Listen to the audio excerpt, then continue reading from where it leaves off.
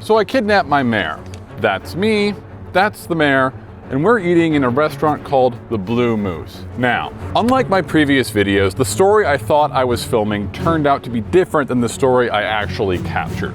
So, throughout this entire video, I'm going to be giving you little hints that show why I think the Blue Moose might be the quintessential restaurant I featured on this show. But in the meantime, here's the sketch we filmed to originally open the video, showing how I kidnapped Mayor Bochensky.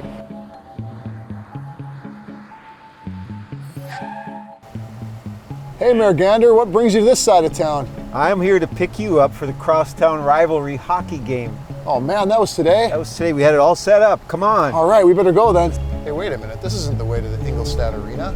Yeah, that's right. And you know what else? I'm not a hockey player. Whoa, wait a minute. I thought you only filled people from out of town.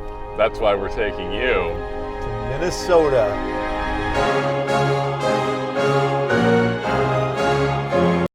Well, after all this, wherever we're going, I'm gonna need a beer.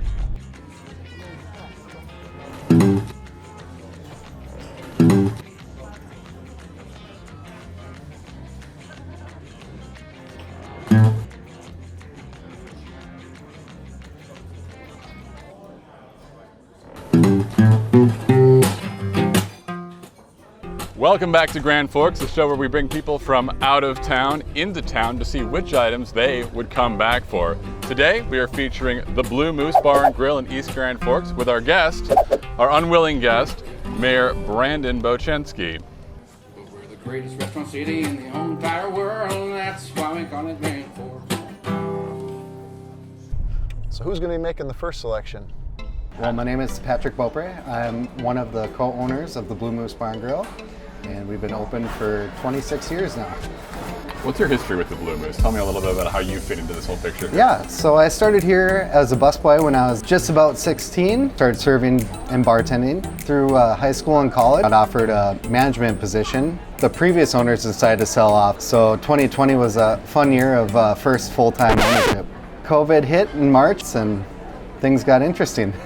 Now, with 100+ employees, how did you deal with the responsibility of that, especially during COVID and even like day to day? Like so many people are like relying on the Blue Moose existing for their livelihoods. Right, and yeah, I mean, there were some challenges and we had to make some tough decisions, especially during COVID. And we had a lot of people that wanted to continue working and we had some that offered to just stay home, and you know, everyone kind of helped each other out.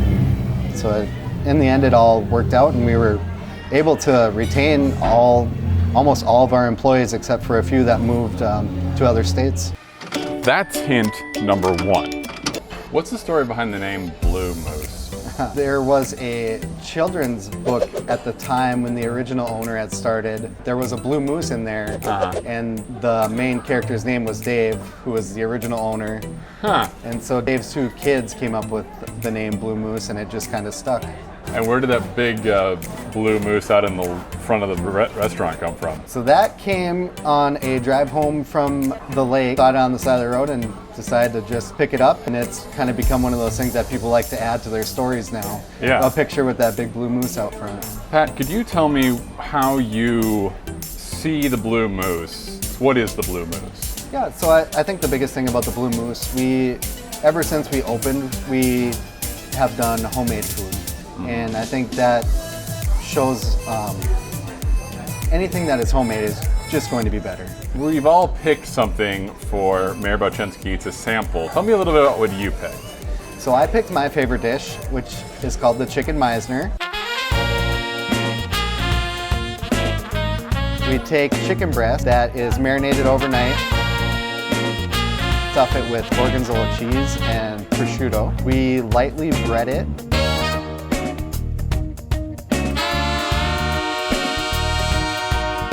Bake it in the oven, and while it's baking in the oven, we top it with a gorgonzola cream sauce.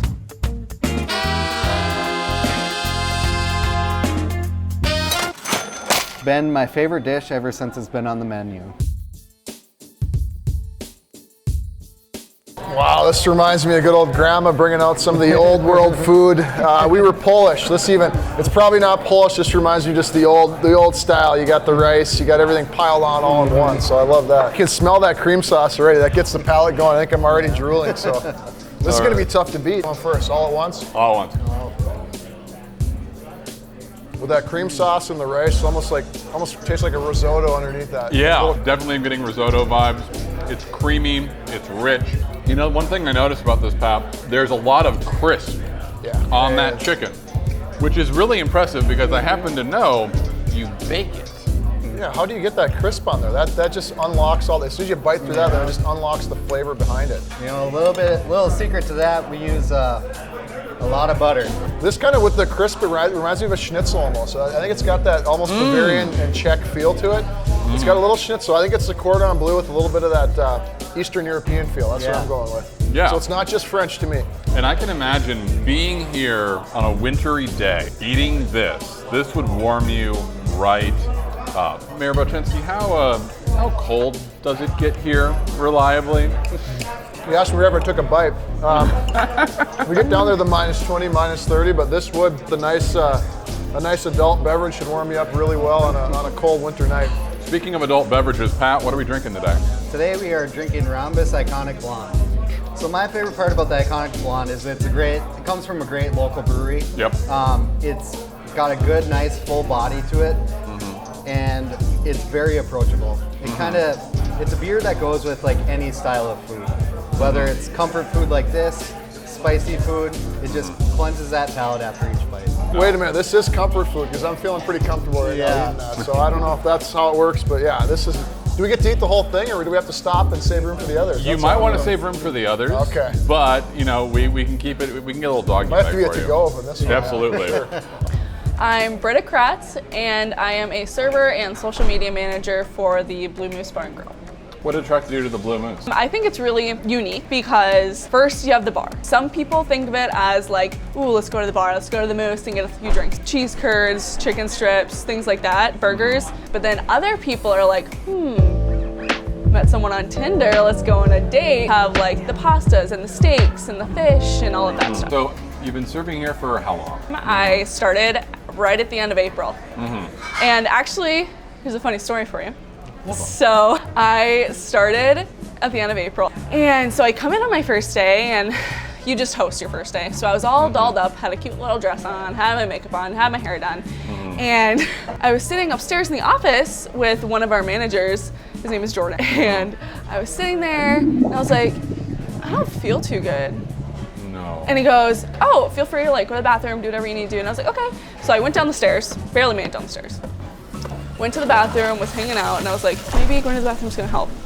Came out of the bathroom, collapsed, passed out right over behind you, next to the bathrooms. And I woke up, and Jordan goes, maybe we shouldn't train today. And instead of saying, okay, I said, are you sure? He drove me to the hospital, stayed with me to get all of my blood done, waited for my boyfriend to get there, and then he left. You won't find that anywhere else. No manager will drive you to the hospital unless you're at the Blue Moose. That's hint number 2. What did you pick for Mayor Bochinski? I picked the mac and cheese attack. You're going to attack the mayor? Yeah. If you want to get stuff done, you gotta get after it. Throw hands. I'm just kidding. I won't throw hands, but it is our 4-cheese blend. We have our penne in it, penne pasta, and then we top it with cheese, and then we throw that in the broiler.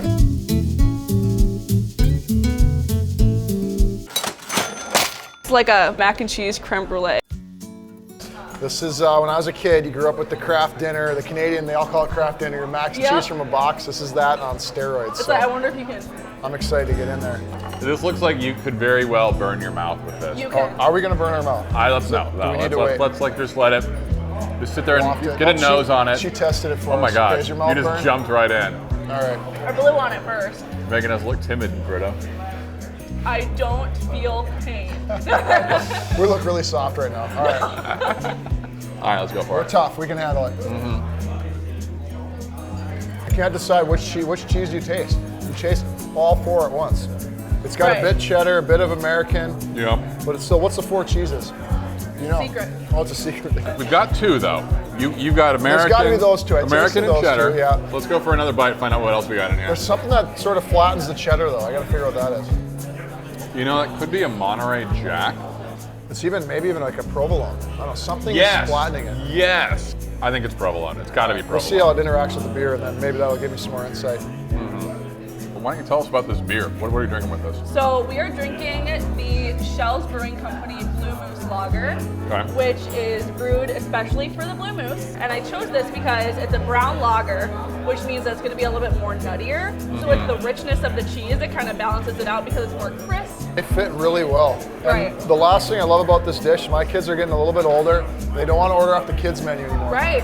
But the boys, they love mac and cheese, so this is a way for them to get an adult dish, but can still get something that they love. So I can see all of them saying, take me back to the Blue Moose so I can eat the mac and cheese on there. And it'll work really well with kids because my kids are a little younger than yours. My oldest is 4. How old is your? The boys are 7 and 9, my daughter's 12, so. Okay, so I've got a 4, a 3, and then a 1-year-old basically. You're busy, jeez. I am. Well, why do you think I'm here? It's a little. You gotta work longer hours to stay away, huh? But they have a distinction between shell mac, which is the box mac, and then I'll make stuff like this at home, and they call that daddy mac. So it's fancy, yeah. So you're the daddy mac. What I picked to close out the episode is your fried fish sandwich.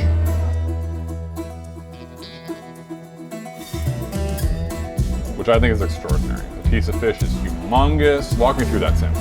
Well, that sandwich, we start out with a hoagie. We toast it with butter. We season the walleye. Yeah. And then we put it in a beer batter. And then we deep fry that fish until it's nice and golden brown. Put it on that toasted bun, layer it with lettuce, and serve it with our homemade tartar sauce. I'm a Minnesota guy. A lot of fishing on Lake of the Woods. I got family lives up there, Roseau, Warroad, Greenbush, so got a good chance here. Crisp all the way around. Definitely. Which is tasty. I like the lettuce in there too. You got a little cooling as you bite through it. Nice and warm. And that walleye just melts in your mouth. But I like the sandwich. You can just go for it. It's a single meal all done right there. Yeah, that's what I like about it, that I can come here, I can do a lunch in the middle of the day, I can eat an incredible piece of fish, but I'm walking away clean. What I like about this fish is that it doesn't taste fishy. No, not at all. So as a fisherman, what are you looking for in a good fillet of walleye or a good fillet of fish? You want something that doesn't taste fishy. You don't want to have it slimy either. You want a nice, flaky fish that isn't, no scent, no sliminess. Because it's like sushi. Nobody wants the chewy, slimy sushi. You want nice and smooth sushi. But what I love about this is I could eat the bread by itself. I could eat the walleye by itself. I could eat the salad, the tartar, everything by itself. With this sandwich, I've got to ask what you think about the beer. I like it. We got a little more bitterness in the beer. Yeah. Not as nutty. So it clears the palate a little bit more than that nutty beer does, so you can get a little more out of each taste. So This is Summit Extra Pale Ale. Okay.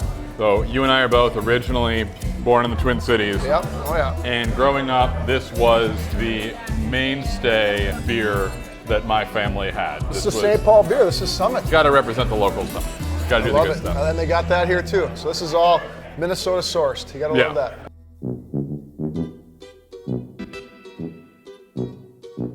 So Mayor Bochensky, how's the meal?